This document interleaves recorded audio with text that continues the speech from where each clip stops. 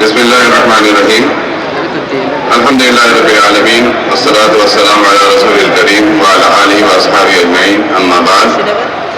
ये इख्तितामी नशिस्त अब बाज़ाब्ता इसका आगाज़ होने जा रहा है। मैं तिलावत कलाम पाक के लिए अरबी मदारिस के आला ग्रुप में जो फर्स्ट इनाम याफ्ता मोहम्मद उमर मदरसा वसीयतुल उलूम गोपालगंज से तशरीफ लाए हैं, मैं उनको आपके सामने पेश कर रहा हूँ। वो अपने तिलावत कलाम पाक से इस नशिस्त का आगाज़ करेंगे। मोहम्मद उमर।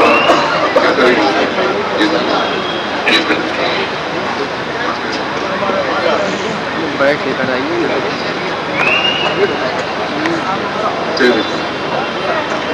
बैठेंगे उस पर बैठा दिए।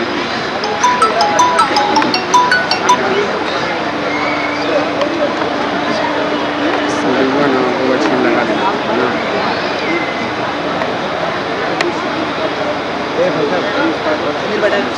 ना, रुक जाइए।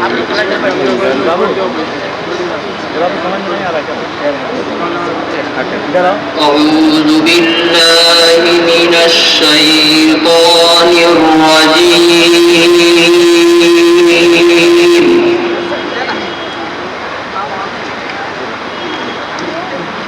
بسم الله الرحمن الرحيم.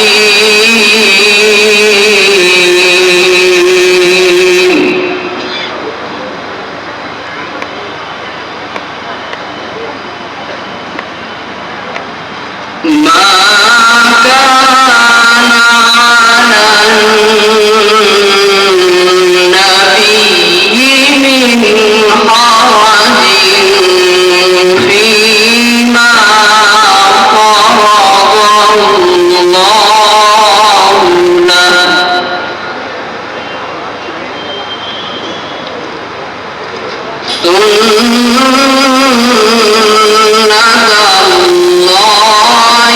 في الذين خلوا من قبل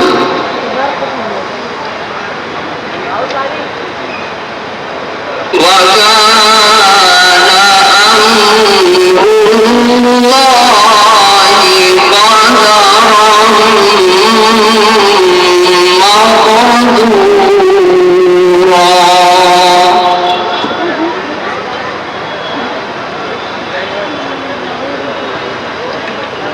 الذين يبلغون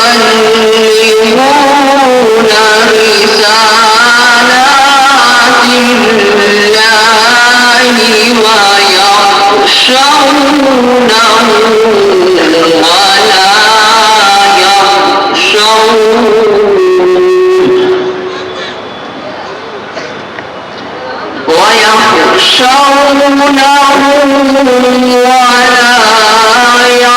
يخشون أحدا إلا الله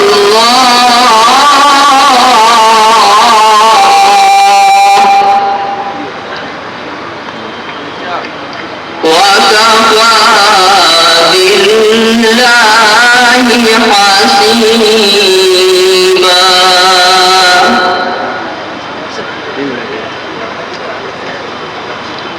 ما كان محمد أبا أحد من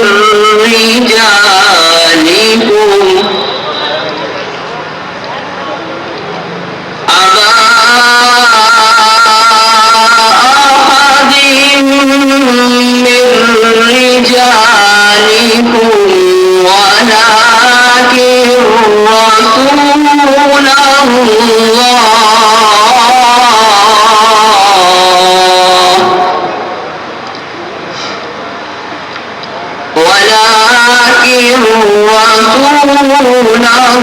الله وخاتم النبيين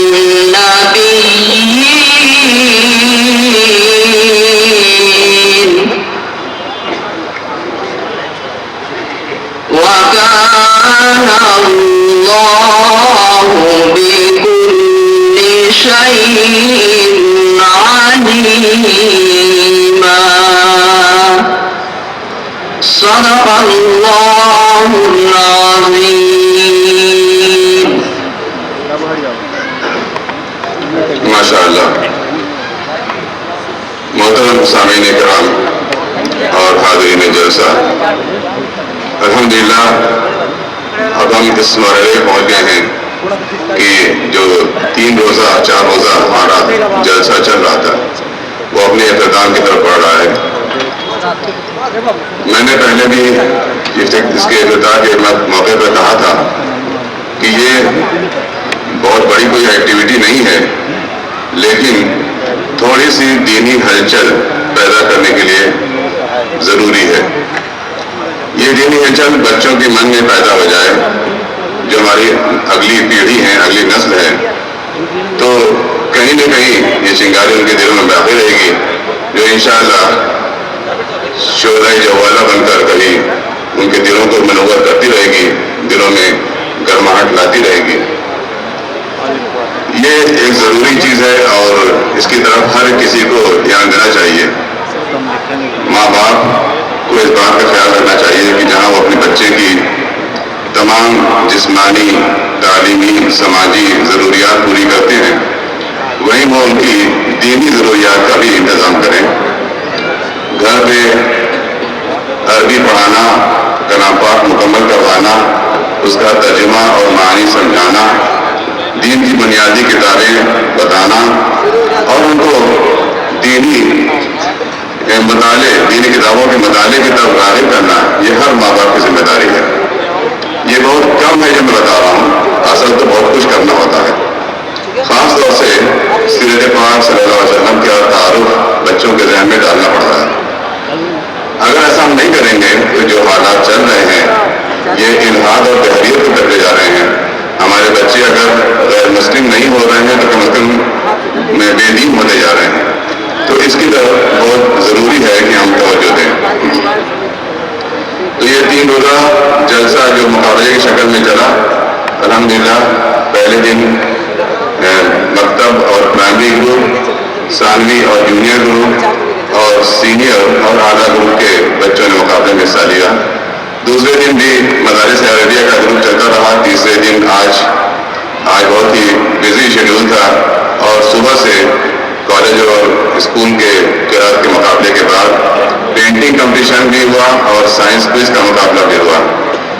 پھر اس کے بعد ایک میجر پورشن آج کے دن کا ڈیبیٹ میں گیا جو بہت ہی عمدہ رہا، دلچسپ رہا اور شائقین کی تعداد میں بہت زیادہ رہی. آن لائن ایجوکیشن وقت کا تقاضا، اس موضوع پر شرکاء نے تقریباً 42-43 شرکاء تھے، انہوں نے بھرپور اپنے ذہانت کا، اپنے ٹیلنٹ کا مظاہرہ کیا. تو اس طرح سے ہم یہ کہہ سکتے ہیں کہ ہلکی سی ہلچل پیدا ہو گئی ہے. اس ہلچل کو آگے بڑھانے کے لیے اور ایک تحریک کی شکل دینے کی ضرورت ہے. اللہ ہم سب کو اس کی توفیق عطا فرمائے. میں زیادہ وقت نہیں لوں گا، میں اپنے مہمانوں کی طرف آتا ہوں. ہمارے درمیان آج کرسی صدارت پر متمکن ہیں اس علاقے کی مشہور شخصیت حضرت مولانا قاری محمد طیب صاحب قاسمی صاحب، جو ہتھیا گڑھ کے مدرسہ فیض المحمدیہ دارالعلوم فیض المحمدیہ میں کے بانی ہیں اور ایک بڑی علمی شخصیت کے طور پہ جانے جاتے ہیں. آپ نے بہت سے دینی اور سماجی کاموں کو شروع کیا ہے اور سب کی سرپرستی کرتے ہیں. ہم ان کا شکر گزار ہیں کہ وہ آج ہماری دعوت پر تشریف لائے اور ہم سب کو اپنے موبائل رسم سے کچھ انشاءاللہ وہ مستفید فرمائیں گے.